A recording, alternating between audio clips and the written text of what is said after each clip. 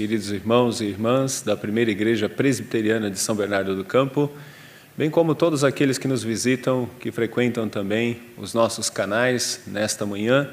Sejam todos bem-vindos, Deus abençoe. Nós estamos completando 59 anos de existência, a Primeira Igreja Presbiteriana do Brasil, aqui em São Bernardo do Campo, e com a nossa gratidão ao Senhor, iniciaremos o nosso culto da manhã, louvando, bendizendo a Ele que tem sustentado a vida desta igreja. Essa igreja tem mais tempo de existência, mas como organizada, ela tem 59 anos de existência. Também agradecemos hoje, nesse dia, o aniversário da União Presbiteriana de Homens desta igreja, que completa 56 anos. Convidamos então a você e a sua família, a todos que estão aí em suas casas, para louvar a Deus nesse dia que Ele nos preparou. Vamos começar com o texto de Isaías, capítulo 55, versos de 6 a 9, onde nos deparamos com o ser de Deus e em comparação à nossa limitação humana. Então, primeira reflexão sobre a grandiosidade de Deus. O texto diz assim: buscai ao Senhor enquanto se pode achar, invocai-o enquanto está perto. Deixe o perverso o seu caminho, o iníquo os seus pensamentos, e converta-se ao Senhor, que se compadecerá dele, e volte-se para o nosso Deus, porque é rico em perdoar. Porque os meus pensamentos não são os vossos pensamentos, nem os vossos caminhos os meus caminhos, diz o Senhor. Porque assim como os céus são mais altos do que a terra, assim são os meus caminhos mais altos do que os vossos caminhos, e os meus pensamentos mais altos do que os vossos pensamentos. Deus se revela a nós, mas sabemos que o que Ele revela é o suficiente para entendê-lo e compreendê-lo. Contudo, a sua transcendência nos faz também ficar espantados em perceber que o que pensamos não é o que Deus pensa e os caminhos de Deus não são os nossos caminhos. Oremos ao Senhor.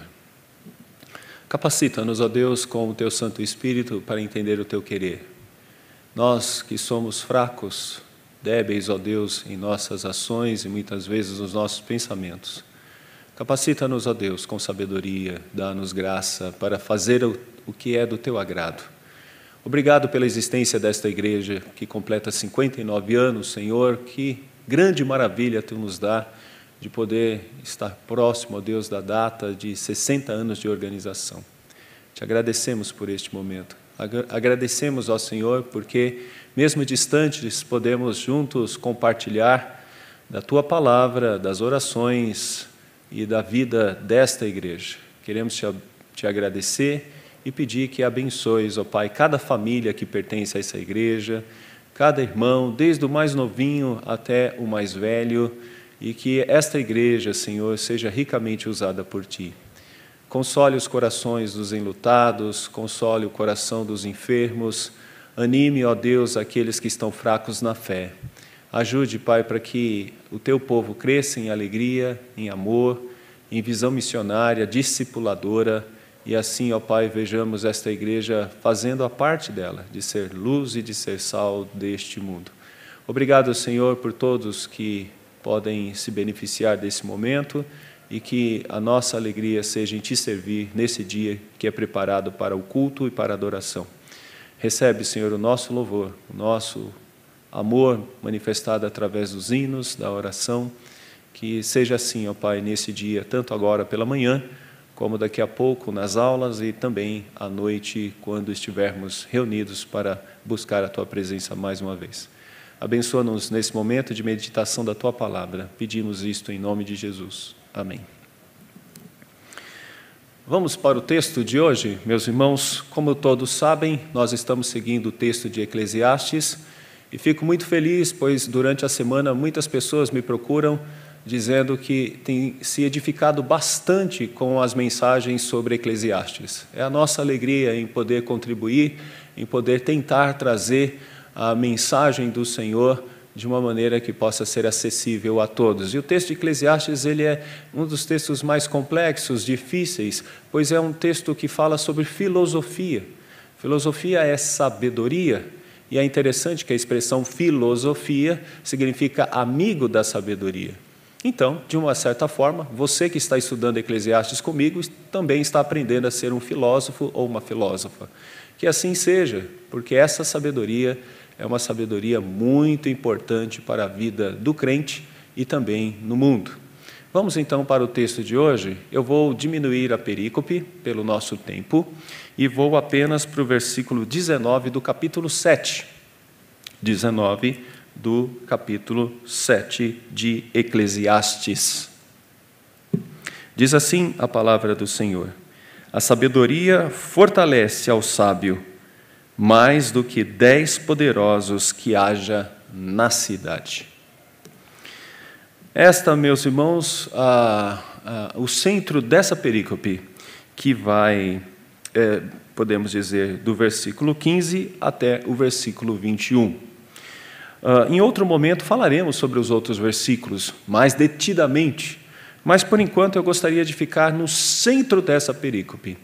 E o centro dessa perícope é a expressão a sabedoria fortalece. Daí o tema de hoje, sabedoria que fortalece. Esse é o tema da nossa reflexão, da nossa mensagem nesta manhã. Daí, meus irmãos, podermos continuar e entender. Se pudéssemos dividir o texto de Eclesiastes, dividiríamos em duas partes. Uma que vai até o capítulo 6, do 1 até o 6, e é interessante porque nesta primeira parte há uma ênfase sobre vaidade de vaidade, tudo é vaidade. É como se fosse correr atrás do vento, que são as coisas que estão aqui, neste mundo.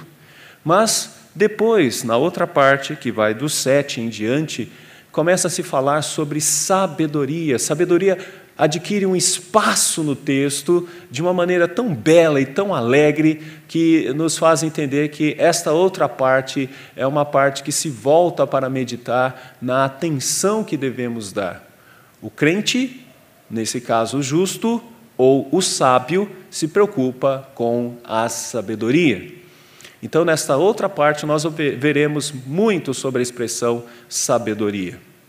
E aqui, meus irmãos, eu quero trabalhar uma das coisas interessantes para a nossa introdução.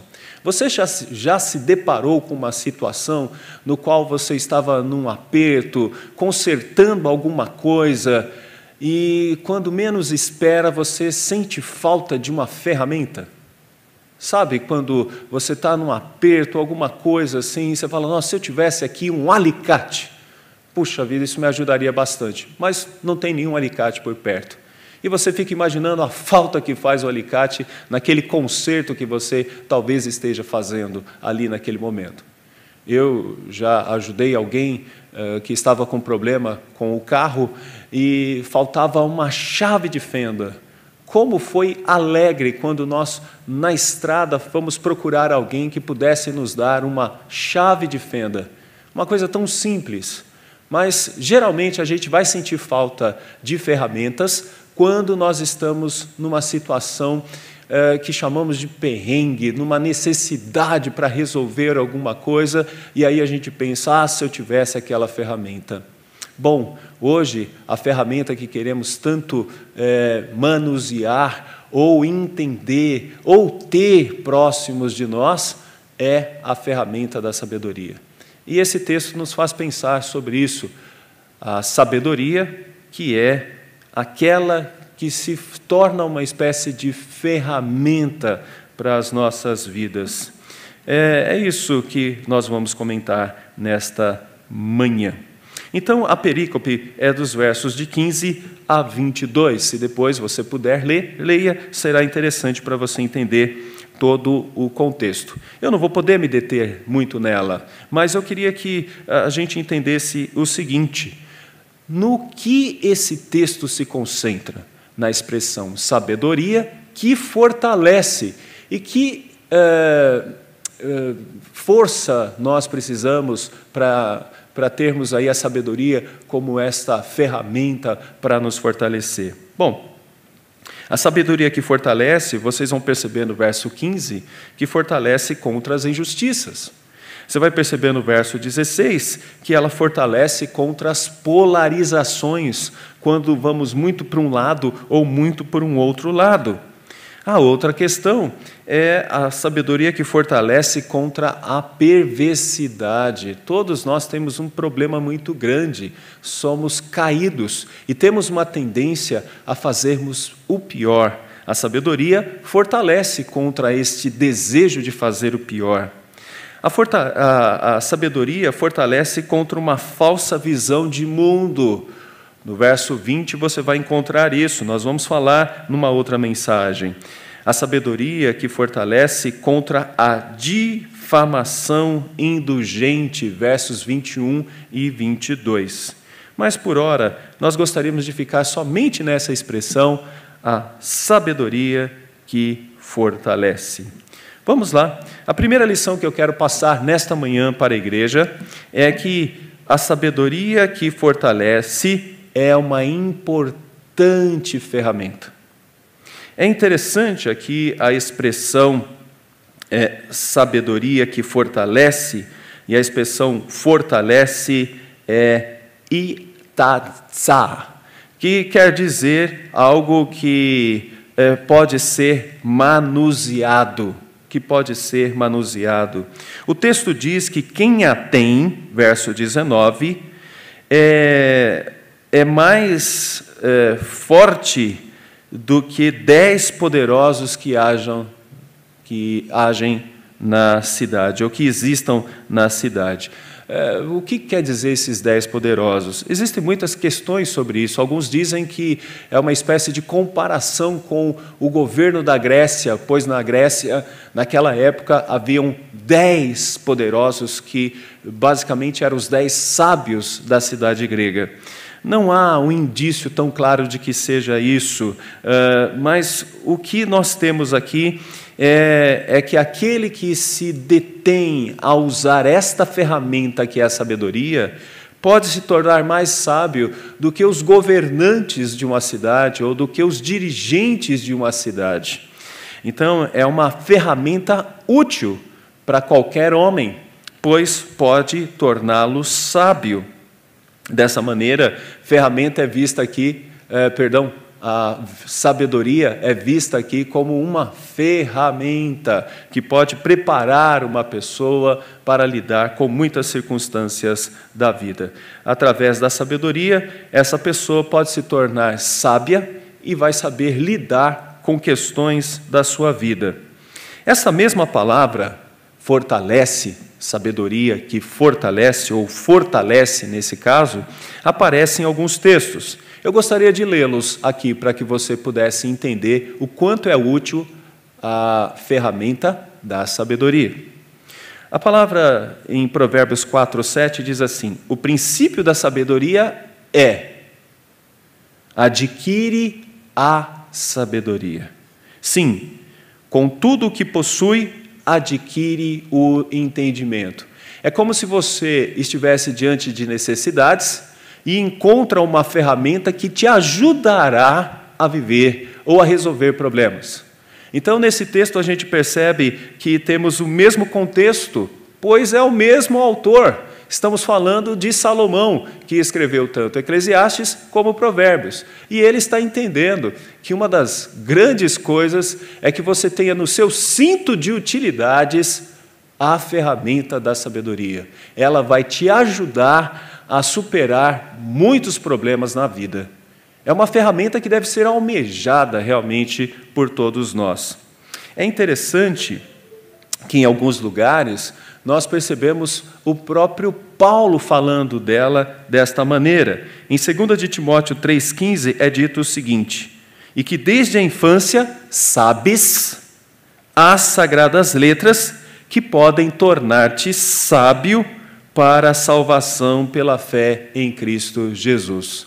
Olha só, uma das coisas que faz alguém adquirir essa ferramenta muito útil, que é a sabedoria, é desde a infância se ater à palavra de Deus, ou estudar a palavra de Deus. Ficamos muito felizes quando nós vemos as crianças, desde pequenininhas, aprendendo da palavra de Deus. Significa que elas já estão colocando no seu cinto de utilidade uma das principais ferramentas para viver, que é a sabedoria.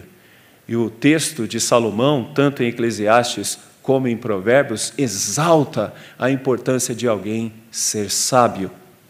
É nesse sentido que o verso 19 está dizendo: a sabedoria fortalece ao sábio contra as injustiças, contra as polarizações, contra a perversidade, contra uma visão ruim ou falsa do mundo, ou contra uma difamação indulgente.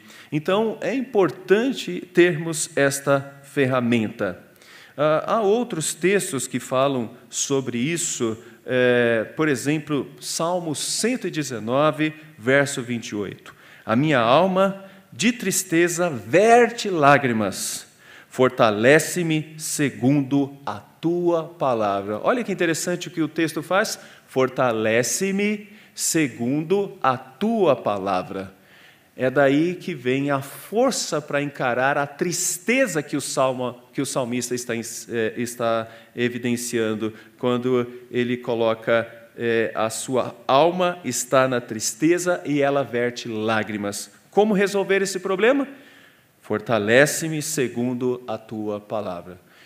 Meu irmão, minha irmã, visitante, se algo está entristecendo a sua vida, se algo está te causando angústia, é importante que você entenda que a solução para esse problema está na sabedoria, e ela é uma ferramenta útil para ajustar as coisas que estão tão atingidas por problemas na nossa vida. Então, dessa maneira, podemos entender que é uma importante ferramenta a sabedoria. A sabedoria é uma importante ferramenta que dá força para enfrentar o inesperado. E tantas vezes, alguém sábio está sempre preparado com a sua ferramenta sabedoria para enfrentar o inesperado. Nem sempre as coisas são tão ajustadinhas, que são previsíveis. Muitas vezes, nós nos deparamos com o inesperado. Uma outra coisa, dá força para enfrentar os dias maus. Para enfrentar dias maus, nós precisamos muito dessa ferramenta chamada sabedoria. Para enfrentar a tentação. Olha que triste é quando alguém não sabe enfrentar a tentação. Quando alguém cai em tentação. Paulo diz algo parecido quando ele diz que fugir da tentação, essa é sabedoria. Nós não enfrentamos tentação encarando e tentando resolver, nós fugimos da tentação. A sabedoria é importante porque ela, de fato, nos ajuda a enfrentar a morte. Se alguém não tiver sabedoria, pode se desesperar quando enfrenta a morte de um ente querido, a morte de alguém que se ama. A sabedoria nos ajuda a enfrentar o problema da morte. A sabedoria nos dá força para lidar com amigos. É interessante isso, parece que não, mas para lidar com amigos a gente precisa de sabedoria. A gente tem que saber como falar, como agir, como pensar, como trabalhar o coração do outro. Precisamos de sabedoria para isso. E a sabedoria nos dá forças para lidar com os inimigos. É triste, mas muitas vezes temos que lidar com situações tão tristes nas nossas vidas, como com inimigos. Se nós não tivermos sabedoria, nós podemos potencializar mais inimigos ainda. Então, o primeiro momento aqui da nossa reflexão é entender que a sabedoria é uma importante ferramenta. E quando você a usa, você está fortalecido. Você se sente fortalecido. A segunda lição que eu gostaria de trazer nesta manhã é que é uma ferramenta que deve ser buscada. Ela precisa ser buscada. Meus irmãos, a gente precisa enxergar bem isso. E Provérbios 8, de 34 a 36, é uma boa forma de enxergar a necessidade que temos de buscar esta sabedoria. O texto vai falar que ela é como uma espécie de hospedeira do bem. Então, a sabedoria nos convida para um grande banquete, como uma boa hospedeira. E daí, o texto de Provérbios 9:4 diz: venham todos e experimente. A ênfase aqui é que devemos buscar este lugar, ou buscar a sabedoria, para sermos encontrados de uma maneira mais agradável perante o Senhor. Olha só o que diz outro texto de Efésios 5:15 a 17. Diz assim: tenham cuidado com a maneira como vocês vivem, que não sejam como insensatos, mas como sábios. Portanto, não sejam insensatos, mas olha essa expressão, mas procurem compreender qual a vontade do Senhor. Olha só, procurem compreender qual a vontade do Senhor. É como se diante de uma necessidade nós procurássemos a melhor ferramenta. Procurássemos na caixa de ferramenta aquela que seria a melhor ferramenta para lidar com o problema que estamos compreendendo. E aqui está o que Paulo está dizendo: procurem compreender qual é a vontade do Senhor. Mais adiante, ele vai dizer em Colossenses 4:5, sejam sábios no procedimento para com os de fora. É interessante que em 1:9, ele vai dizer, Colossenses 1:9, sejam cheios de pleno conhecimento da vontade de Deus, com toda a sabedoria.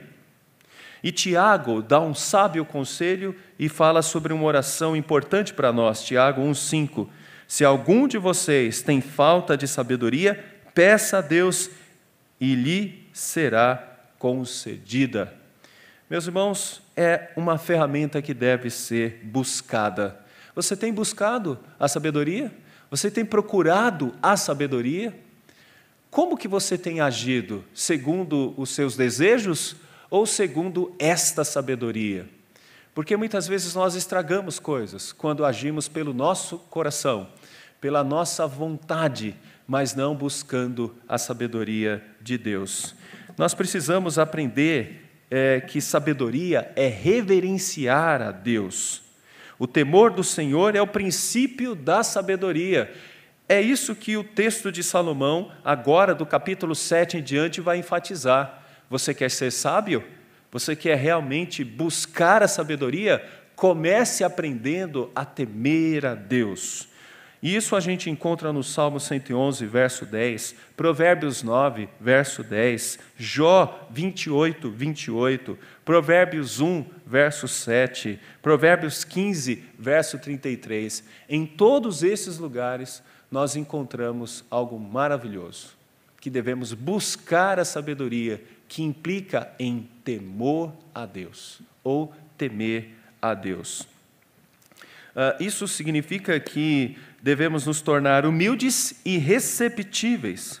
Devemos nos prostrar diante da santidade e da soberania do nosso Deus, pois Ele é o grande e eterno Deus. Saiba que você não manda nele, saiba que você não o comanda, saiba que você deve servi-lo. Esta é a sabedoria. Qual é a razão da sua vida?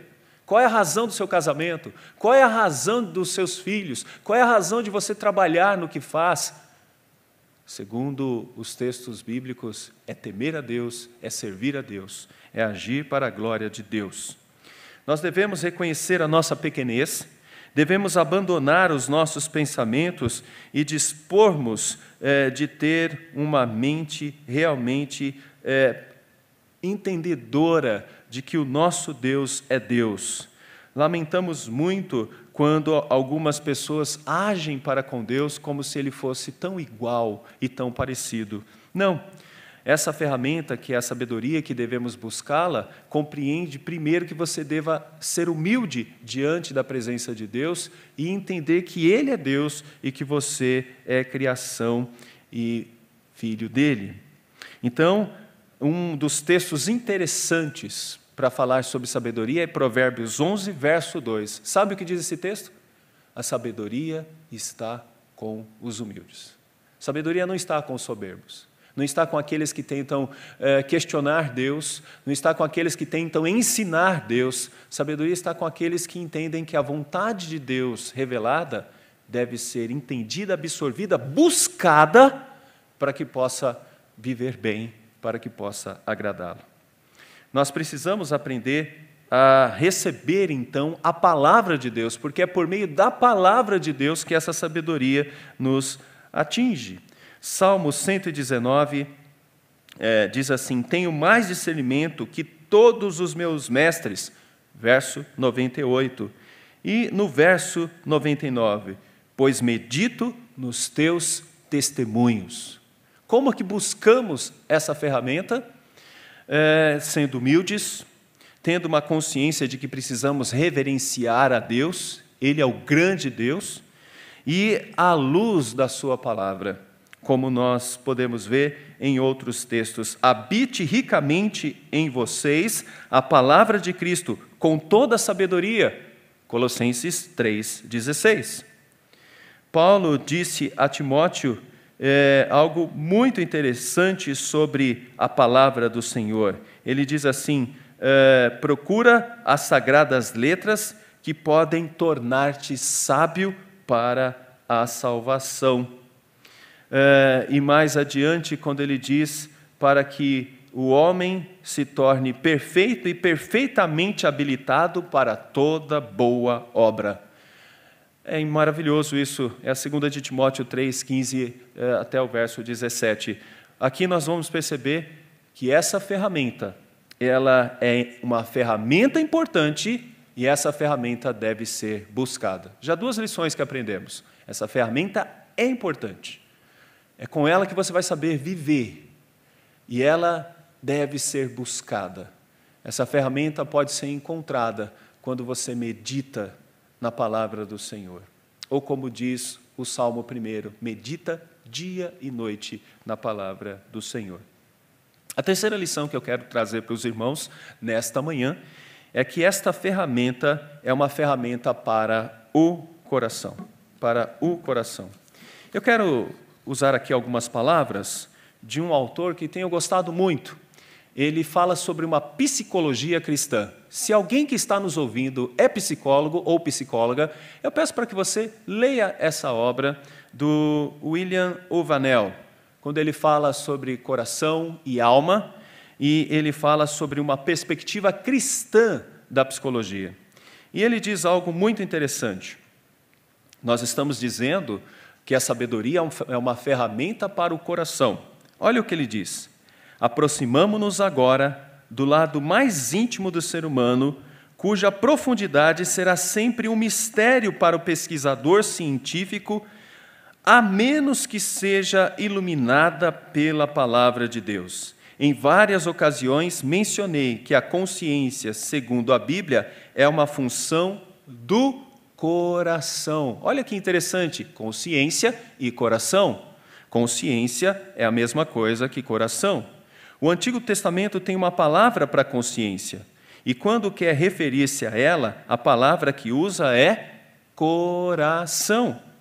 Por exemplo, 1 de Samuel 25:31, em que o termo literal utilizado é coração.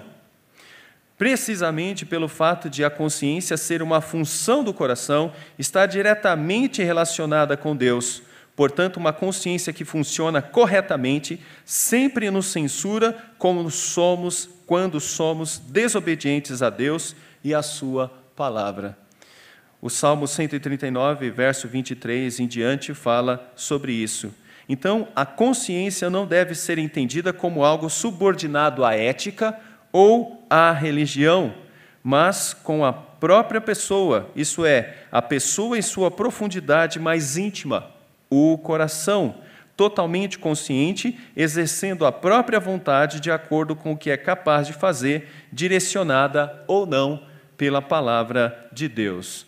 Olha só, um coração que é direcionado pela palavra de Deus significa um coração sábio, mas nós poderíamos dizer uma consciência que agrada e glorifica a Deus. Então, nós podemos dizer que o coração é o centro de todas as coisas. E o que ocupa o seu coração? Estamos estudando isso com um grupo chamado Abrigo aqui na igreja, que são jovens da UPA e da UMP que estão estudando um texto chamado Lado a Lado, um belo texto também. E ele fala muito sobre isso. Quando o seu coração se ocupa de determinadas coisas, isso demonstra se ele é sábio ou se ele não é sábio. Então, é uma ferramenta para o coração. Se queremos corações sábios, que significa uma consciência que anda e que vive bem e que sabe viver, essa consciência deve estar ocupada pela palavra de Deus. Porque se ela não estiver ocupada pela palavra de Deus, outras coisas estarão no lugar. Por exemplo, dinheiro. Quando um coração é movido pelo dinheiro, toda a vida dessa pessoa é compreendida por meio de cifrões. Quando uma vida é movimentada pelo dinheiro, significa que ele tem um Deus chamado Mamon, e tudo se volta para o dinheiro. Mas e o sexo? Esse é um outro Deus que que toma conta e que vai consumindo os corações. Então, o sucesso, ou algumas pessoas extremamente preocupadas com a saúde, isso atingiu em cheio as pessoas nos nossos dias. Se uma pessoa está extremamente preocupada com a sua saúde, é isso que está no seu coração. Mas poderíamos falar mais, poderíamos falar sobre filhos. Pessoas que têm o seu coração totalmente voltado para filhos, e os filhos se tornam deuses na sua vida. Ou namoros e casamentos, onde uma pessoa só consegue pensar na outra pessoa e coloca essa outra pessoa como se fosse um Deus. É extremamente ciumenta, extremamente preocupada com o que essa pessoa pensa ou deixa de pensar. É nisso que nós podemos dizer, aquilo que se ocupa o seu coração é o que vai definir realmente a sua sabedoria. E aqui, meus irmãos, nós podemos dizer que esse tipo de preocupação, esse tipo de ansiedade, ele não fortalece. Pelo contrário, ele desestrutura a vida de qualquer ser humano. É o coração que deve ser entendido como o centro para ser sábio. Vamos para um texto que pode nos ajudar, Provérbios 4, 20 a 27. Olha o próprio Salomão dizendo algo. Filho meu, atenta para as minhas palavras, aos meus ensinamentos inclina os ouvidos. Não os deixes apartar-se dos teus olhos, guarda-os no mais íntimo do teu coração, porque são vida para quem os acha e saúde para o seu corpo.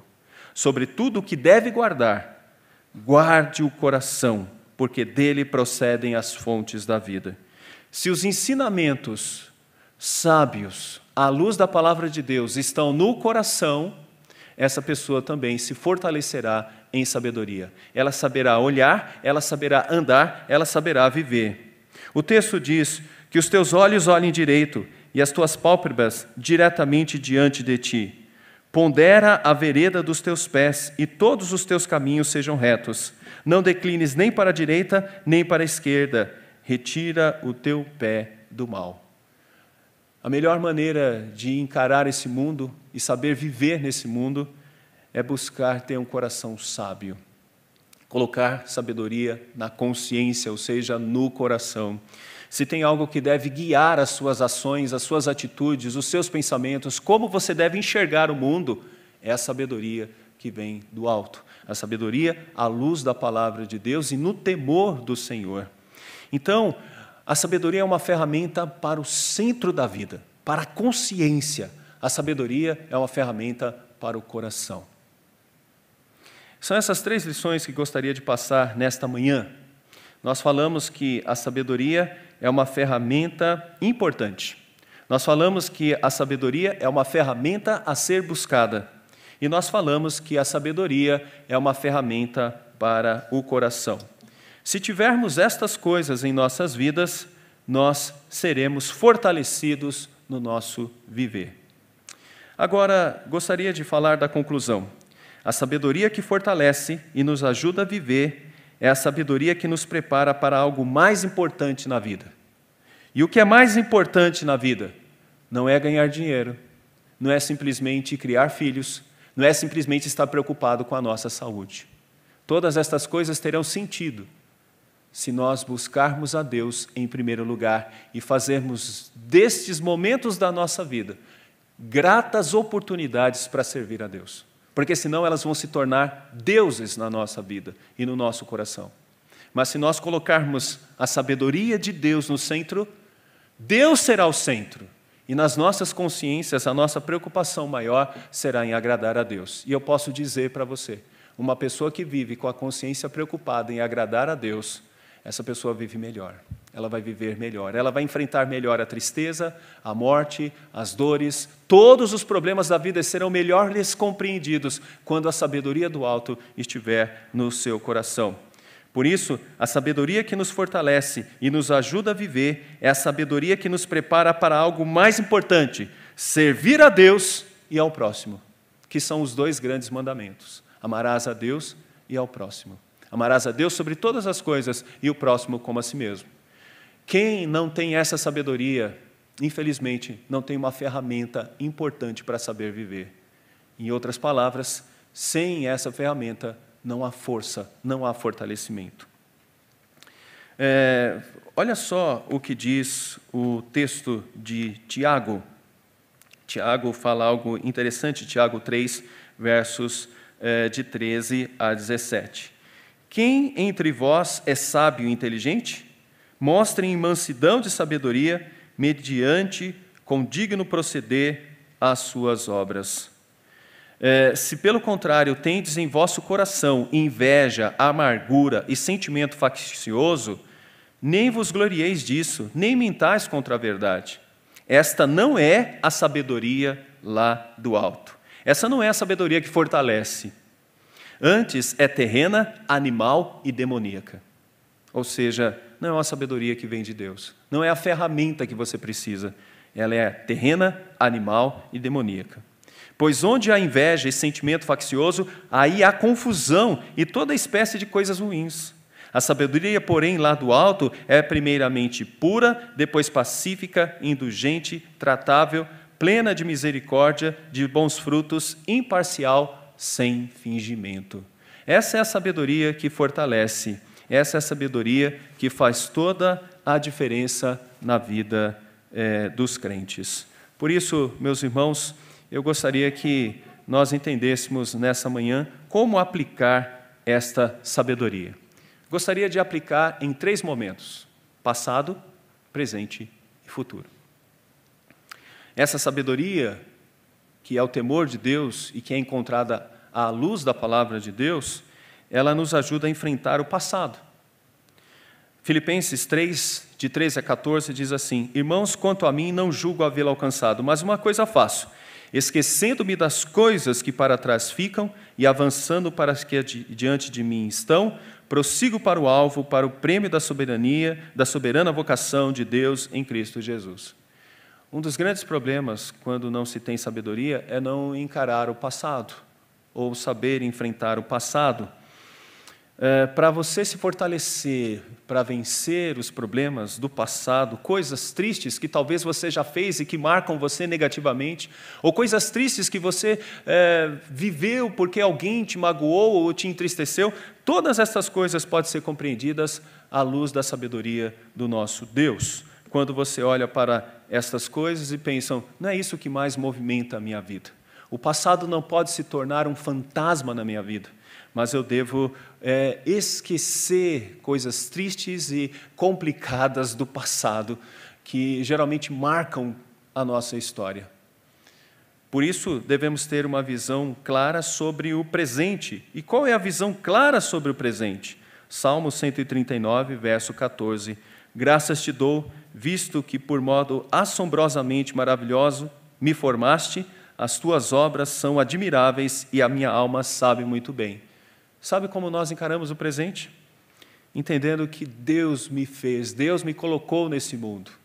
Deus te colocou nesse mundo, essa é a sua missão agora, é por isso que você está aqui, é por isso que você enfrenta as lutas que enfrenta, as dificuldades que enfrenta, mas vive as alegrias que enfrenta. Todas estas coisas fazem parte do presente. E o que nós vamos fazer?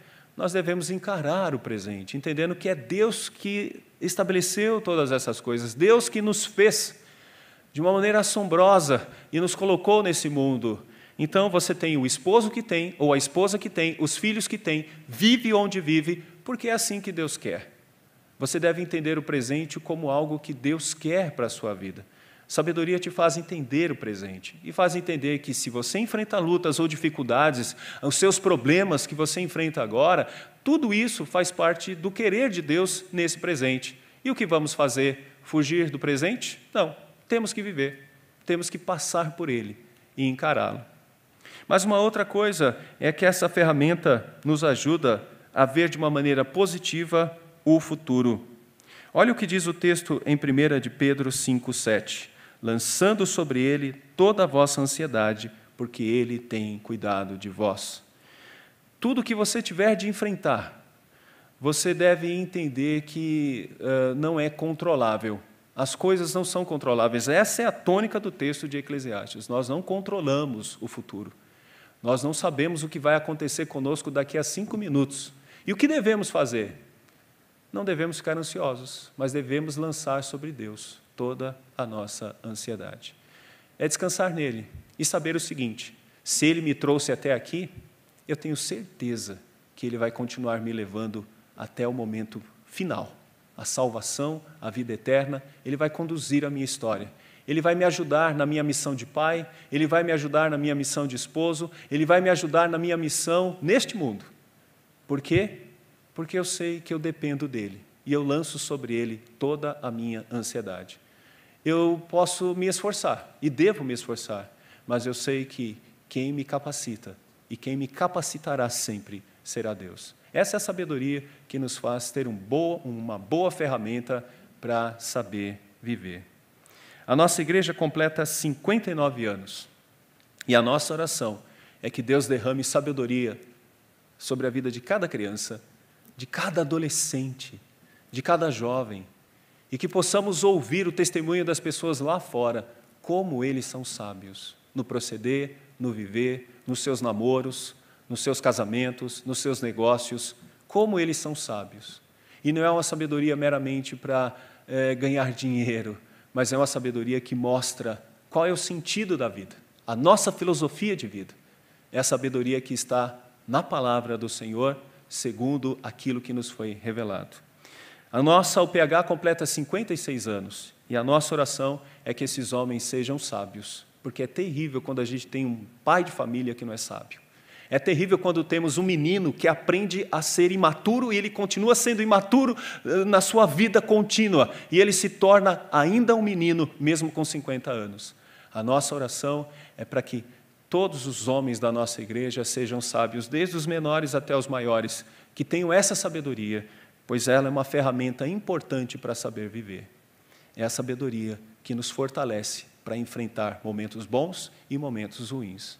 Que Deus nos abençoe e que tenhamos essa sabedoria em todos os momentos da nossa vida. Que Deus nos dê graça e nos fortaleça. Oremos. Senhor, dá-nos a sabedoria que fortalece. Dá-nos a sabedoria que vem da meditação sobre a Tua pessoa santa à luz da Tua palavra. Senhor, nos faça buscar essa ferramenta para tê-la sempre por perto, para saber lidar com todos os problemas da vida, com todas as angústias das nossas vidas, mas também com todas as alegrias. Senhor, nos faça mais sábios, nos dê um coração cada vez mais sábio, para sermos, ó Deus, aqueles que superam muitas vezes até o entendimento deste mundo, como nós vimos no texto desta manhã. Ajude-nos, ó Senhor, a ver na vida desta igreja, desde a mais tenridade até os mais velhos, homens e mulheres, com corações sábios, com uma vida que represente verdadeira sabedoria, que sejam fortalecidos, ó Deus, por esta sabedoria que vem do alto, que encontramos na Tua palavra. Ajude, ó Pai, nós pedimos, clamamos e rogamos em nome do Teu santo e amado Filho Jesus. Amém.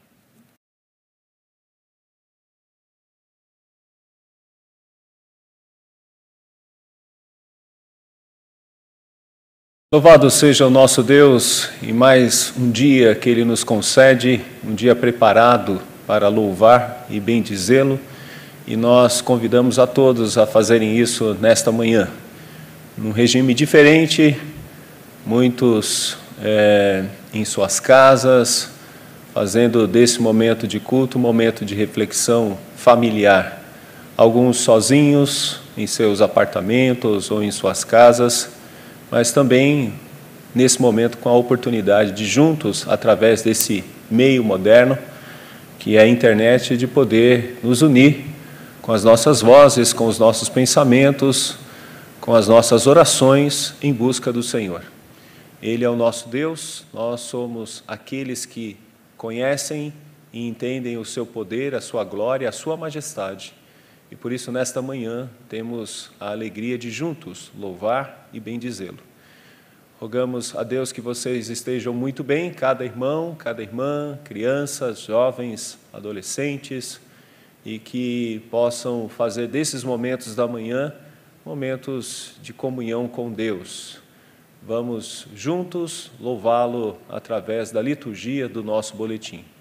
Damos as boas-vindas a todos, em especial aqueles que estão conosco, nos visitando, que talvez não conheçam a igreja, a primeira igreja presbiteriana de São Bernardo do Campo, mas têm a oportunidade de estar conosco pelos caminhos modernos da internet, através de salas abertas para ouvirmos a palavra do Senhor. Que Deus abençoe ricamente a vida de cada um de vocês.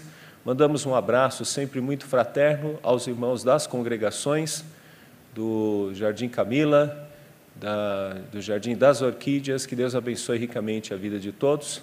E também um abraço a todos aqueles que nos assistem de todo o Brasil e de outros países também.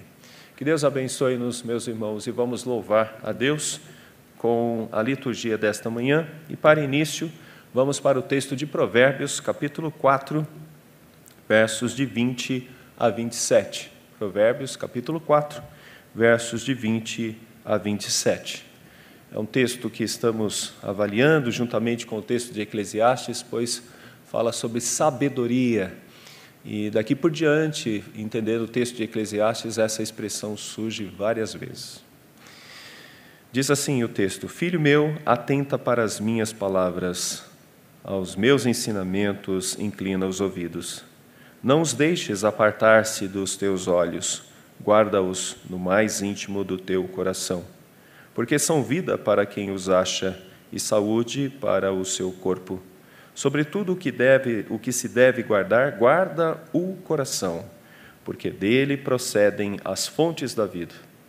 Desvia de ti a falsidade da boca e afasta de ti a perversidade dos lábios. Os teus olhos olhem direito, as tuas pálpebras diretamente diante de ti. Pondera a vereda dos teus pés, todos os teus caminhos sejam retos. Não declines nem para a direita, nem para a esquerda, retira o teu pé do mal. Vamos orar? Está conosco o nosso pastor, reverendo Eduardo. Deus amado, nós damos graças, porque em Tua santa sabedoria o Senhor prepara esses momentos para nós.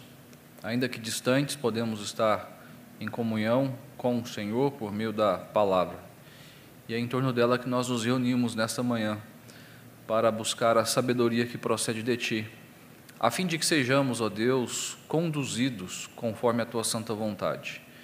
Que o Senhor abençoe cada irmão, cada família que nos acompanha, a fim de que todos nós sejamos edificados pelo poder da Tua palavra. E que assim a nossa fé seja fortalecida, o nosso ânimo seja restaurado e a nossa vida endireitada, para que nós cumpramos com a Tua santa e gloriosa vontade. Nós rogamos que a bênção do Senhor repouse sobre o nosso pastor, que irá expor as Escrituras, e que o Senhor fale por meio do Teu servo. E que em tudo isso o Teu nome seja conhecido e glorificado em nossa vida. Nós suplicamos isso a Ti e o fazemos, para que tenhamos um coração sábio na Tua presença, em nome de Jesus. Amém. Vamos para o texto de hoje, Eclesiastes, capítulo 7, e nós vamos permanecer com os versos de 15 a 18. Eclesiastes, aliás, vamos até o 19. Eclesiastes capítulo 7, versos de 15 a 19. Entendendo que o versículo 19 foi o tema da mensagem do domingo de manhã passado. Tudo isto vi nos dias da minha vaidade. Há justo que perece na sua justiça, e há perverso que prolonga os seus dias na sua perversidade. Não sejas demasiadamente justo, nem exageradamente sábio, porque te destruirias a ti mesmo. Não sejas demasiadamente perverso, não sejas louco, porque morrerias fora do teu tempo. Bom é que retenhas isto e também daquilo não retires a mão, pois quem teme a Deus de tudo isto sai ileso. A sabedoria fortalece ao sábio, mais do que 10 poderosos que haja na cidade. Oremos mais uma vez. Te agradecemos, ó Senhor, por esse dia e agradecemos pela oportunidade que temos de abrir a Tua palavra e meditar nela. Que assim seja, Pai, que os nossos corações sejam fortalecidos por Ti mesmo e possamos Te honrar e Te engrandecer o nome com as nossas vidas. É a nossa oração, fazemos em nome do Teu Filho Jesus. Amém. Meus irmãos, estamos falando sobre sabedoria. Na semana passada falamos que a sabedoria fortalece, porque ela é uma importante ferramenta. Quem lida com ferramentas, né, aqui temos o Bruno acho que conhece bem essa história. Quem lida com ferramentas sabe o quanto elas são necessárias. Quando precisamos de uma ferramenta para uma determinada atividade, só sentimos falta quando faz falta. A ferramenta é muito importante e nós falamos que a sabedoria é uma importante ferramenta. E é isso que o autor está mencionando nesse texto de Eclesiastes. Ele está exaltando, enaltecendo, mostrando a importância da sabedoria, o quanto ela é útil para a vida na tenra idade até na idade mais avançada. Não dá para abrir mão dela, você precisa tê-la sempre perto de você. Eu falei que no nosso cinto de utilidades deve ter sempre a sabedoria. E é claro que ela não está num cinto físico, viu, crianças? Ela está e deve estar no coração. O coração é um principal órgão quando nós entendemos na Bíblia o que é o ser humano. É dele que procede todas as fontes da vida. O seu coração diz quem você é. Se no seu coração há egoísmo, por certo você será uma pessoa egoísta. Mas se no seu coração tiver a palavra de Deus, você será uma pessoa muito melhor. Por isso, na semana passada nós falamos desta importante ferramenta. Ela é uma importante ferramenta. Mostramos que ela deve ser buscada. É interessante, é uma ferramenta que pode ser cada vez mais utilizada e entendida e compreendida e deve ser buscada cada vez mais. E a gente faz isso no temor do Senhor e na busca por conhecimento da vontade do Senhor à luz da sua palavra. Mencionamos que a ferramenta, ela é para o coração. É ela que faz toda a diferença no coração. Por isso o texto que lemos agora há pouco, foi um texto que utilizamos na semana passada também. É o texto que fala sobre aquele que atenta para as palavras do sábio. Aquele que atenta para as palavras do Senhor deve guardá-las no coração. O texto diz, no mais íntimo do coração, porque são vida para quem os acha e saúde para o seu corpo.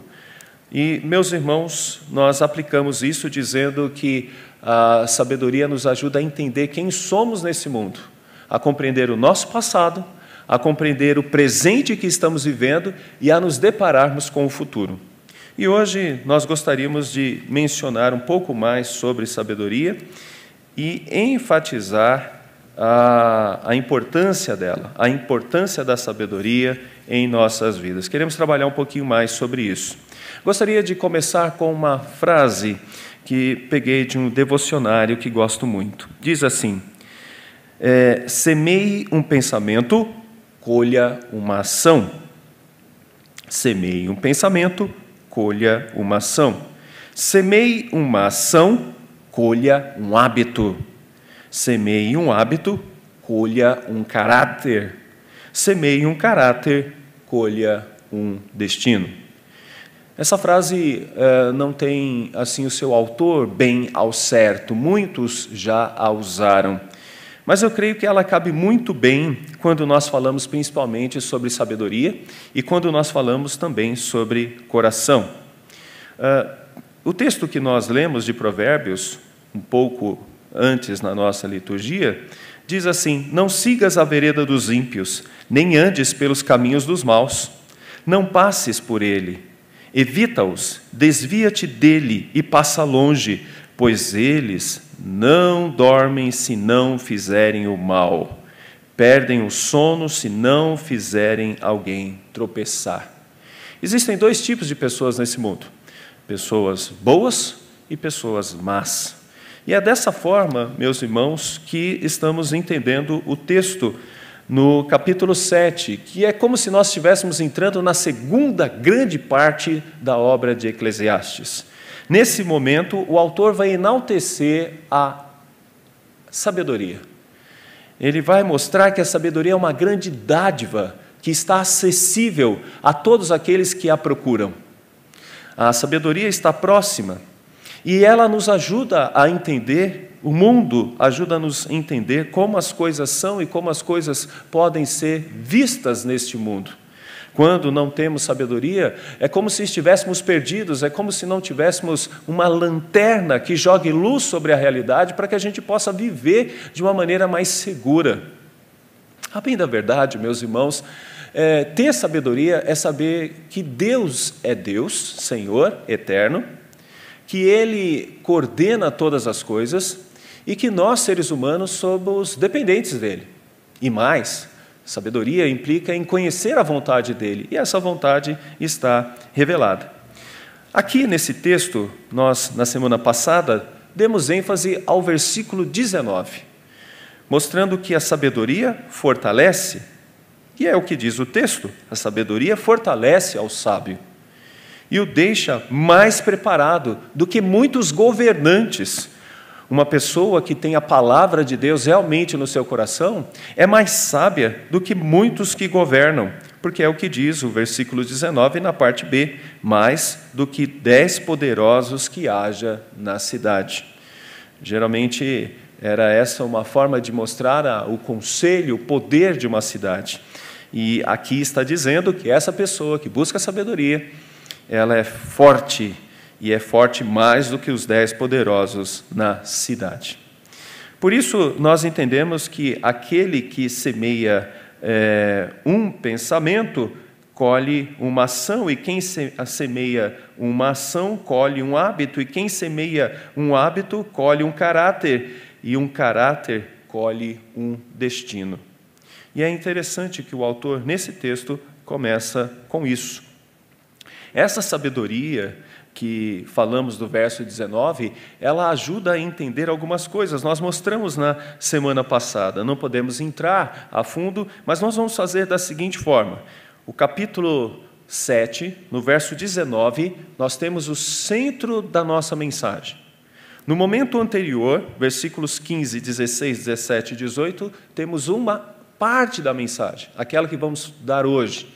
E os versos de 20 a 22, nós teremos a outra parte da mensagem. O centro dela é o capítulo 7, verso 19. Mas vamos falar sobre os dois momentos que são entendidos com essa sabedoria que fortalece. Daí, nesse primeiro ponto de hoje, nós queremos mencionar os versículos de 15, 16, 17 e 18, intitulando essa mensagem como a importância da sabedoria, porque ela nos ajuda a entender aquilo que parece ser injustiça, ela nos ajuda a enfrentar as polarizações e ela nos ajuda a enfrentar a perversidade. Se vocês perceberam, o primeiro hino que nós cantamos hoje fala sobre santidade. Podemos dizer que esse é o contrário dessa perversidade, que é o caminho do mal. Por isso que a gente está falando, se você busca uma vida santa, o seu destino será um caráter santo, como nós vimos na própria frase. Então, hoje nós vamos entender a importância da sabedoria à luz desses versículos, e eu gostaria de trabalhar isso com 3 lições. A primeira, a sabedoria nos ajuda a entender a soberania de Deus. Meus queridos irmãos, esse texto, junto com o capítulo 6, está expressando a sabedoria de Deus, mas ele nos ajuda a enxergar isso de uma forma muito diferente, a ponto de ser esses versículos que lemos aqui, os versículos mais complexos e mais difíceis de Eclesiastes. Só para vocês terem uma ideia, muitos comentaristas dizem que Eclesiastes é o texto preferido de quem é ateu. Eclesiastes é o texto preferido de quem gosta de falar sobre literatura e utilizar esse texto da Bíblia, pois diz que é o texto de um cético. Vamos imaginar só uma coisa? Você ensinaria, e essa é uma recomendação para a gente meditar sobre Eclesiastes, só para a gente perceber o peso de um texto como esse que estamos examinando, mas você recomendaria isso para o seu filho ou para a sua filha? Verso 16, não sejas demasiadamente justo, nem exageradamente sábio. Por que te destruirias a ti mesmo? Olha só, não sejas muito justo, não sejas muito sábio. Parece que é um caminho onde você pode ter uma vida talvez permissiva, ou ser um crente não muito firme, porque parece que é isso que o autor está ensinando. Veja bem, parece. Na verdade, o texto de Eclesiastes é muito almejado, porque se ele for retirado do seu contexto maior, e o contexto maior não é somente o texto de Eclesiastes, mas é toda a Bíblia, você vai ter aqui um grave problema. Imagine o que é ensinar para alguém: olha, filho, não queira ser tão santo não, viu? E não procure ser tão sábio. Seria estranho ensinar isso para os nossos filhos, porque se temos uma coisa que gostaríamos de ensinar para a próxima geração, é que eles fossem extremamente justos, que eles fossem honestos, santos e andassem de uma maneira agradável ao Senhor. O autor está nos ensinando coisas profundas aqui, e o centro está no 19, a sabedoria fortalece o sábio.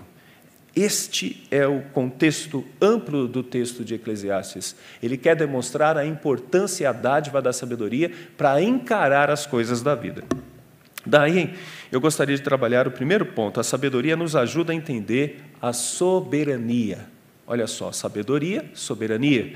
A sabedoria nos ajuda a entender a soberania. De quem? De Deus. Como nós podemos ver isso? Bom, tudo isso começa no verso 15 e não no verso 16. No verso 15 diz assim: tudo isto vi nos dias da minha vaidade. Olha só, nos dias da minha vaidade. Lembre-se disso, ele tem sempre 2 caminhos, sempre 2 expressões. Acima do sol, caminho de Deus. Embaixo do sol, caminho dos homens. Vaidade, futilidade, a maneira como os homens veem o mundo. Agradar a Deus, sabedoria. Então, ele está usando um termo muito claro daquele que não é sábio, que diz algo mais ou menos assim: há justo que perece na sua justiça, e há perverso que prolonga os seus dias na sua perversidade. O que ele está mostrando para a gente é que algumas pessoas boas morrem cedo, e que algumas pessoas ruins ficam aí para dar muito trabalho. Vocês se lembram daquelas expressões que algumas pessoas dizem assim: vaso ruim não quebra? Ele está usando uma expressão muito parecida. Ele está usando uma expressão do tipo: nossa, pessoas boas morrem cedo, mas pessoas ruins ficam aí e continuam dando trabalho. Você, por certo, já disse isso em alguns momentos. Nossa, né, pessoa que era tão jóia, tão boa, tão agradável, uma pessoa maravilhosa, não está mais conosco, morreu. Os bons morrem, mas os ruins ficam aí. Bom, ele está basicamente refletindo sobre algo mais pesado ainda. É como se o ímpio pudesse dizer: do que vale fazer o bem? Porque muitas vezes quem faz o bem morre cedo. Quem está fazendo mal, quem está prosperando, está indo bem, e vai que vai, e continua vivendo. Meus irmãos, ele vai chamar a nossa atenção e mostrar que isso é tão somente uma compreensão de quem não entende a vontade de Deus. Por quê? Porque é Deus quem controla a vida. Ele dá e Ele tira. No momento em que Ele quer, na hora em que Ele quer.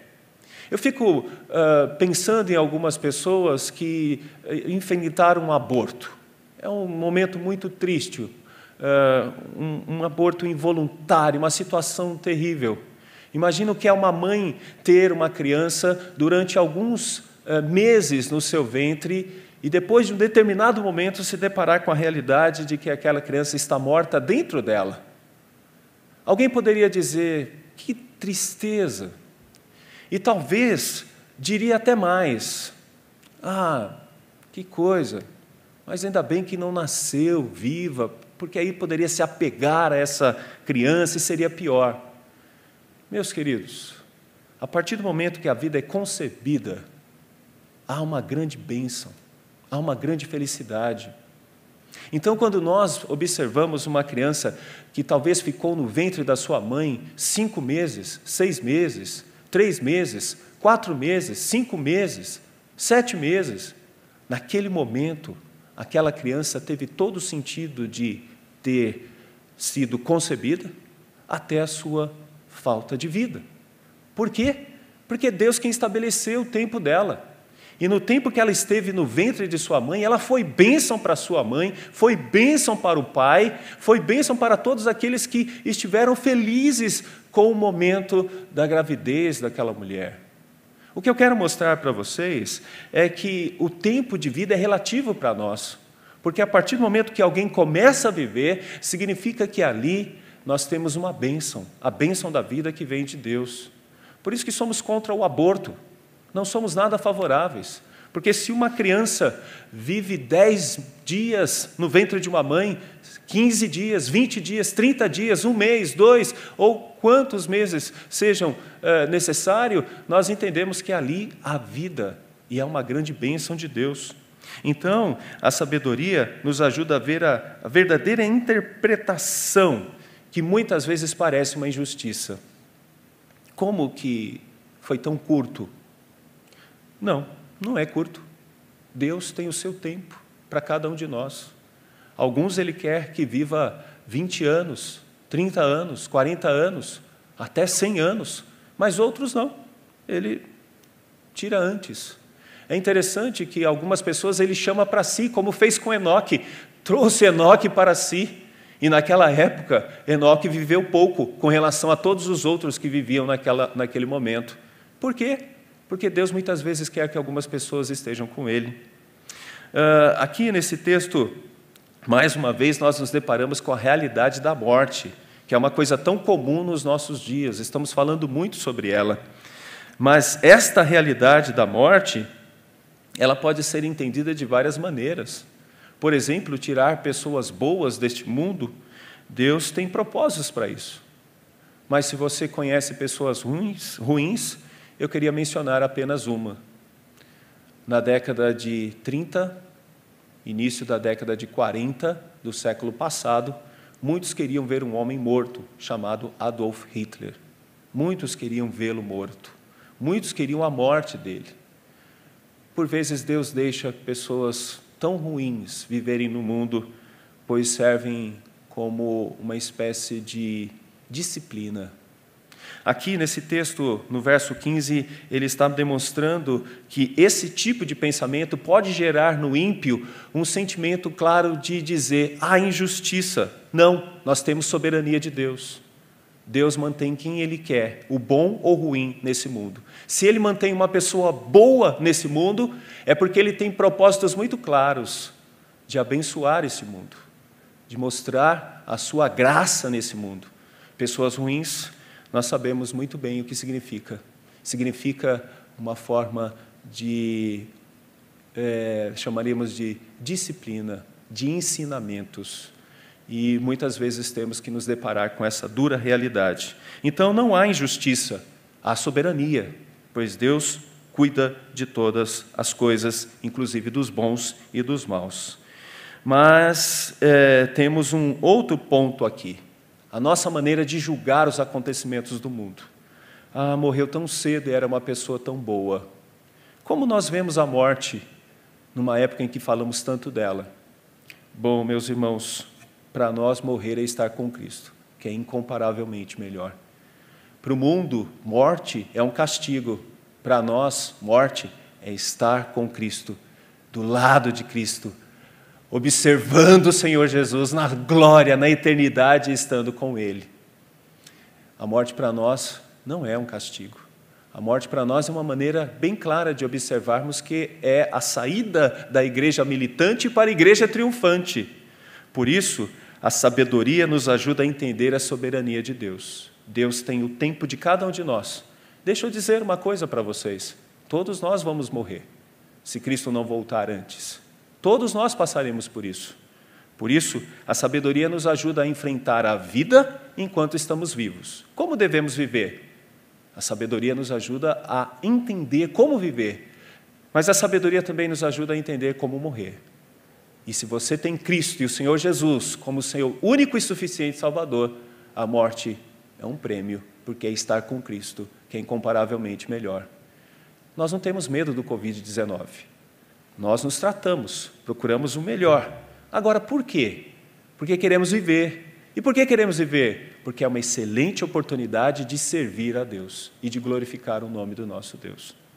Por isso, o primeiro versículo, o versículo 15, é, na verdade, um pensamento de alguém que está distante da sabedoria. É um pensamento da vaidade. Olha o que diz o versículo: tudo isto vi nos dias da minha vaidade. Ou seja, alguém que não tem o coração na sabedoria de Deus. Ele vai resolver isso nos versículos posteriores. Então, podemos entender nesse primeiro ponto que a sabedoria nos ajuda a entender a soberania de Deus. Por isso que a sabedoria é importante e estamos falando hoje sobre a importância da sabedoria. Vamos para o segundo ponto, meus irmãos. Nesse segundo ponto, gostaria de dizer que a sabedoria nos ajuda contra as polarizações. E aí nós temos 2 versículos que mostram as polarizações. E se esses são os versículos mais difíceis de se entender de Eclesiastes, tenho poucos minutos para tentar decifrá-los. Diz assim: não sejas demasiadamente justo, nem exageradamente sábio. Por que te destruirias a ti mesmo? Ele aqui está querendo dizer algo importante para nós. E ele está falando algo a respeito do que nós chamaríamos de um farisaísmo. E o que é um farisaísmo? É alguém que acha que pelas suas obras vai alcançar o dom de Deus, que pelas suas atitudes, pelo seu esforço próprio, encontrará o favor de Deus. Então, alguns podem encarar a morte, do verso de número 15, querendo ser extremamente justos, como se isso fosse um dos caminhos claros para enfrentar essa realidade da morte. Esse seria um primeiro aspecto. Essa seria a primeira polarização. E o que seria essa polarização? É alguém que quer ser como um fariseu. Vocês se lembram do fariseu? Como vivia um fariseu? Ele achava que pelo muito proceder e por uma gama de vários mandamentos que eles mesmos criaram, eles poderiam alcançar a salvação. Era como se, através das suas obras e através da sua maneira de proceder, eles pudessem ser reconhecidos como salvos. Eles faziam tudo para, na verdade, demonstrar algo para os outros, mas não tinham um compromisso direto com Deus. Eles estavam interessados em si mesmos, nas suas almas, mas não estavam interessados na glória de Deus e no louvor a Deus. Então, esse versículo 16, ele pode ser uma espécie de projeção já do futuro fariseu, aquele que acha que pela sua muita justiça alcançará salvação. Essa é uma das polarizações. É alguém que, preocupado consigo mesmo, quer salvação.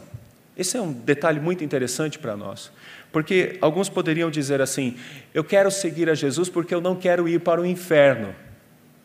Meus irmãos, esse não é um pensamento coerente. Eu não quero Jesus simplesmente porque eu não quero ir para o inferno. Eu quero Jesus porque eu quero amá-lo, porque eu quero entender que o sentido da minha vida é amá-lo, e tudo o que eu devo fazer na minha vida deve ser para demonstrar para Deus e não para os outros o que eu realmente sinto. É um sentimento que vem do coração, não é um sentimento meramente utilitarista, pragmático para encontrar a salvação. Nesse versículo de número 16, ele está dizendo: tome cuidado quando você quer ser tão justo, tão santo, à luz dos seus próprios interesses, dos seus próprios objetivos. Isso não é sabedoria. Isso, de fato, não é sabedoria. Mas e o verso de número 17? É a outra polarização. É alguém que não está nem um pouco preocupado, já desistiu de tudo. É como se ele dissesse: não há justiça em nada, como ele percebeu no verso 15, não há justiça em nada, provavelmente talvez nem Deus, então ele vai viver como um perverso. Verso de número 17: não sejas demasiadamente perverso, não sejas louco, porque morrerias fora do teu tempo. Geralmente é assim que acontece com o perverso. Ele não está nem um pouco preocupado com a vida, nem um pouco preocupado com santidade. Seria o outro extremo. Seria o outro extremo, de viver na busca pelos prazeres, de viver na busca pela satisfação. É como nós falamos na semana passada: um coração assim tem um outro Deus. O Deus do prazer, o Deus do sexo, o Deus do dinheiro, o Deus da sua autorrealização, da sua fama, de alcançar poder, e este está caminhando para a morte certa. Então, nós podemos ver duas polarizações. A sabedoria nos ajuda a enfrentar essas polarizações. É isso que o autor está querendo evitar ao mencionar esses dois versículos. Ele não está falando da justiça do sábio, daquele que busca a vontade de Deus, mas está falando de uma justiça de alguém que está interessado em ser visto como um bom religioso.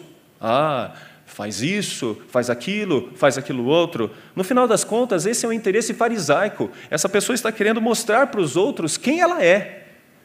É como se alguém estivesse interessado em mostrar coisas dele na sua vida religiosa. Vamos pegar de novo o fariseu. Jejum, um olhar abatido, demonstrando que está em jejum. Esmolas, dá esmolas, mas todo mundo tem que ver o que ele está fazendo. Meus irmãos, um fariseu, ele se orgulhava de dizer que não tinha matado ninguém. Mas Jesus quebra com todos esses argumentos quando mostra que o grande problema é o coração. E, por exemplo, você não precisa matar alguém, mas se você diz: eu não quero mais ver essa pessoa, para mim ela morreu, ela lá e eu cá. Se esse é o seu sentimento, o Senhor Jesus Cristo diz que no coração você está matando essa pessoa. Essa justiça do fariseu é a justiça que está sendo combatida no verso de número 16. E a pecaminosidade poderíamos encontrar em vários textos, como aquele que Paulo usa em Filipenses: o Deus deles é o ventre, ou seja, o prazer. Tem pessoas, meus irmãos, que não vê a hora dessa pandemia acabar. Não vê a hora. Sabe por quê? Querem ir para a balada. Querem aproveitar. Querem encontrar os amigos, as amigas, e poder beber bastante, poder abraçar bastante, sentir-se muito feliz. Essa é a outra polarização. Alguns querem mostrar sua religiosidade nas igrejas. Outros querem viver a sua mundanidade no mundo. Aqui o autor combate essas duas coisas dizendo que são duas polarizações, duas terríveis polarizações. Tanto uma como a outra levam à destruição. Como a gente vê no verso de número 16, no final: por que te destruirias a ti mesmo? Ninguém que vive por obras e não entende a graça alcançará a salvação. Somente alguém que entende a graça pode entender a salvação, porque é a graça, é o favor imerecido. Por mais que eu possa fazer trilhões de coisas, se eu não tiver um verdadeiro amor a Deus, tudo o que eu estou fazendo será jogado no lixo. E muitos chegarão para Jesus no último dia e dirão: em teu nome fazemos isso, em teu nome fazemos aquilo, em teu nome fazemos aquilo outro. E ele vai dizer: apartai-vos de mim, maldito. Porque eles estão tão somente interessados num céu e estão somente interessados em livrar a sua pele. Mas quem ama a Cristo de fato se sacrifica, morre, luta a favor de Cristo. Mas também outros serão encontrados no lago de fogo. Por quê? Porque aproveitaram a covardia, aproveitaram o mundo, bebedices, glutonarias, coisas semelhantes a estas, as quais digo que não herdarão o reino dos céus quem tais coisas praticam. Esse é um outro problema, meus irmãos, as polarizações. E é isso que o autor está combatendo. Alguém que quer ser justo à luz das suas próprias obras, uma espécie de santarrão, e um outro que já abriu mão de tudo e não está nem aí com nada, querendo viver a vida sem nenhuma preocupação com santidade. Tal como nós cantamos no primeiro hino desta manhã. Vou agora para o terceiro e último ponto. Esses dois caminhos são péssimos, os caminhos da polarização, mas tem um caminho melhor. Por isso, o terceiro ponto de hoje fala sobre a sabedoria nos ajuda com bons conselhos. E ele vem no verso 18, no verso 19 também. Já falamos do verso 19 na semana passada. Vamos para o verso 18. Bom é que retenhas isto e também daquilo não retires a mão, pois quem teme a Deus, de tudo isso sai ileso. Se lembra que nós falamos que nessa segunda parte a sabedoria permeia quase todos os textos? Olha aqui mais uma vez a sabedoria permeando quase todos os textos, e aqui a gente vê no verso 18: pois quem teme a Deus, de tudo isto sai ileso. Temer a Deus é algo muito importante. Temer a Deus, veja bem, não é um medo de castigos de Deus, mas temer a Deus significa um amor para com Deus. Essa é a melhor forma de se entender isso. O que o autor está mostrando para a gente? Quando ele fala, bom é que retenhas isto, o que ele está querendo mostrar para a gente? Ele está mostrando para a gente que querer viver uma vida por obras é um grande problema. Cuidado com isso. E quando ele fala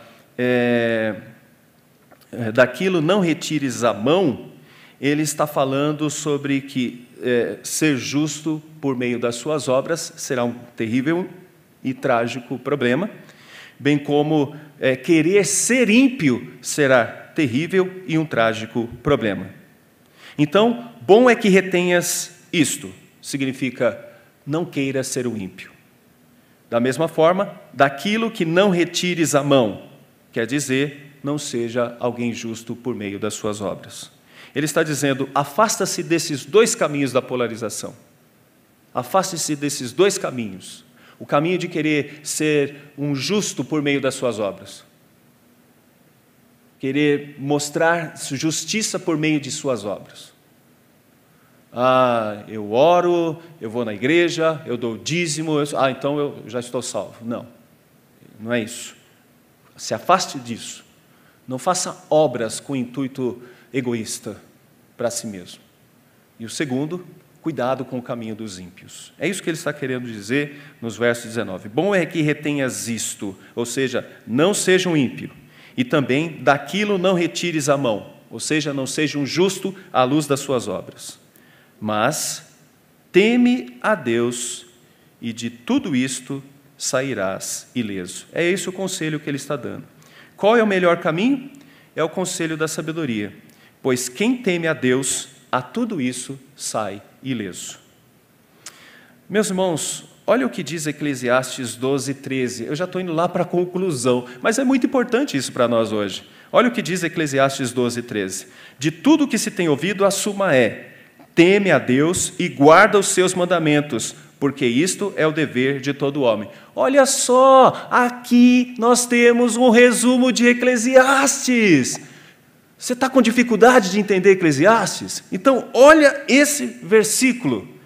De tudo que se tem ouvido, a suma é: teme a Deus e guarda os seus mandamentos, porque isto é o dever de todo o homem. Isso é sabedoria, meus irmãos. A sabedoria é você viver para Deus, temer a Deus, e andar segundo a vontade dEle, os seus mandamentos.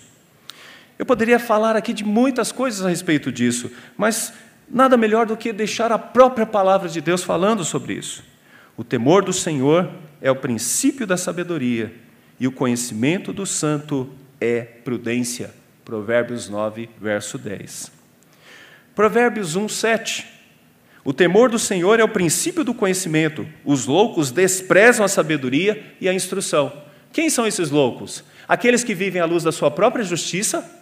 Eu nasci nessa religião, vou morrer nessa religião porque eu quero morrer e quero seguir os passos do meu pai, da minha mãe. Isso aqui é uma visão tão somente humana, não é um princípio bíblico, é um princípio humano. Ou alguém que vai dizer o seguinte: olha, se Deus é bom, lá no final Ele vai me perdoar de todos os meus pecados. Esse é o caminho do ímpio. O caminho correto é o temor do Senhor, que é o princípio do conhecimento. Os loucos desprezam a sabedoria e a instrução. Mas se nós continuássemos, tem tantos outros versículos. Provérbios 2, 5. Então entenderás o temor do Senhor e acharás o conhecimento de Deus. Provérbios 3, 7. Não sejas sábio aos teus próprios olhos. Teme ao Senhor e aparta-te do mal. Gente, como tem gente sábia aos seus próprios olhos? Até mesmo na igreja tem muitas pessoas que falam: não, eu acho que é certo assim, e não desse jeito que vocês estão falando. Não, eu acho que é dessa maneira que tem que ser. Eu penso assim, a minha mente me diz que é assim. Tome cuidado, o seu coração é enganoso, e ele pode estar te levando para o pior caminho, tal como Provérbios 16 estava mostrando. Olha só o verso 8, capítulo 13. O temor do Senhor é odiar o mal, a soberba e a arrogância, o mau caminho e a boca perversa, eu odeio. Provérbios 9, 10. O temor do Senhor é o princípio da sabedoria e o conhecimento do santo, a prudência. Provérbios 15, 6. Melhor é o pouco com o temor do Senhor do que um grande tesouro onde há inquietação. Se os corruptos desse país pudessem entender esse versículo, se eles tivessem temor a Deus, não haveria corrupção nesse país. Nós não estaríamos enfrentando terríveis problemas com a corrupção. Provérbios 14, 2. O que anda na retidão teme ao Senhor, mas o que se desvia dos seus caminhos o despreza. O ímpio faz isso, despreza os mandamentos de Deus, os caminhos de Deus, e acha: eu penso que é assim, eu creio que é assim, e Deus é bom, e no final Ele vai me salvar. Não é isso que a palavra de Deus está dizendo. Provérbios 24, 21 diz assim: teme ao Senhor, filho meu, e ao rei, e não te ponhas como os que buscam mudanças. Provérbios 13, 13. O que despreza a palavra, perecerá, mas o que teme o mandamento será galardoado. Olha que poderoso esse versículo. O que despreza a palavra, perecerá, mas o que teme o mandamento será galardoado. Aqui podemos dizer que aquele que tenta viver pela sua justiça, à luz da palavra de Deus, vai perceber que ele não tem como, de maneira alguma, alcançar Deus pela sua justiça, pelas suas obras, porque é honesto, porque faz isso, mas sim por um coração transformado e amoroso para com Deus, que segue os mandamentos do Senhor. Bom, todas estas coisas, meus irmãos, nos leva para o versículo 19, quando no verso 18 ele termina: pois quem teme a Deus de tudo isso sai ileso. Aí a gente entende o porquê do verso 19. No capítulo 7 de Eclesiastes: a sabedoria fortalece ao sábio, mas mais do que 10 poderosos que haja na cidade. Ou seja, uma pessoa que vive preocupada em temer a Deus, obedecer os seus mandamentos, fazer a vontade do Senhor, ela tem uma vida melhor do que muitos que são chamados de sábios neste mundo. Então, 3 pontos que eu mostrei hoje para os irmãos sobre a importância da sabedoria. A sabedoria nos ajuda a entender a soberania de Deus. Foi com isso tudo que começou a discussão nessa perícope que estamos estudando.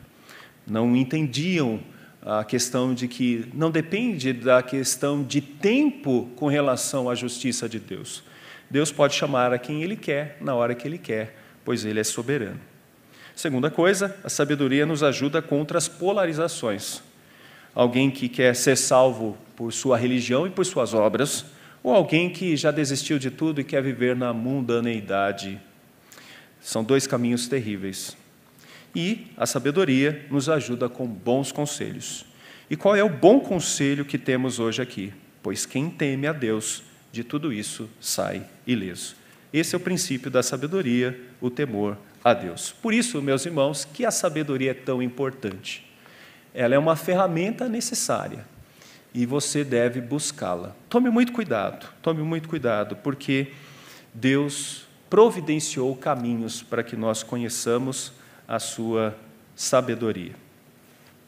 Gostaria de fazer algumas aplicações. Vamos terminar com algumas delas. Cuidado com expressões do tipo 8 ou 80. 8 ou 80. Cuidado com expressões do tipo, comigo é assim, eu falo na lata. Comigo é assim, como é que eu falei? Tome muito cuidado. Tome muito cuidado com algo do tipo, eu falo o que eu penso. Eu falo o que eu penso. Sabedoria precisa permear a sua vida, meu irmão e minha irmã. Você tem que tomar muito cuidado. Você deve falar aquilo que está na palavra de Deus, e não o que você acha que é correto e verdadeiro. Você deve dizer aquilo que a palavra de Deus diz que você deve fazer. Tome muito cuidado com atitudes nas quais você diz, eu penso assim mesmo, é assim que eu sou e é assim que eu vou fazer. Nós entendemos que a sabedoria deve permear o coração. E quando ela permeia o coração, você vai deixar de ser tão autocentrado, tão egocêntrico. Você vai começar a querer ser mais teocêntrico. E se tem uma coisa que esse mundo precisa, é de pessoas menos egocêntricas e mais teocêntricas. São pessoas sábias. O mundo precisa disso. Na política, a gente precisa de muita sabedoria, meus irmãos. Precisamos de pessoas sábias, que saibam como falar, e saibam o que falar, e saibam como agir. Porque enquanto não tivermos coisas assim, é como diz esse texto, haverá muito sofrimento. É importante que a gente entenda isso. Uma outra coisa importante aqui desse texto, cuidado com o farisaísmo. Cuidado com essa história de fazer alguma coisa para os outros verem, sabe? Cuidado com essa história de querer realizar coisas e querer tanto receber tapinhas nas costas para que os outros possam te elogiar. Não tenha os outros como referência, tenha corandeu. O que é corandeu? Diante da presença de Deus.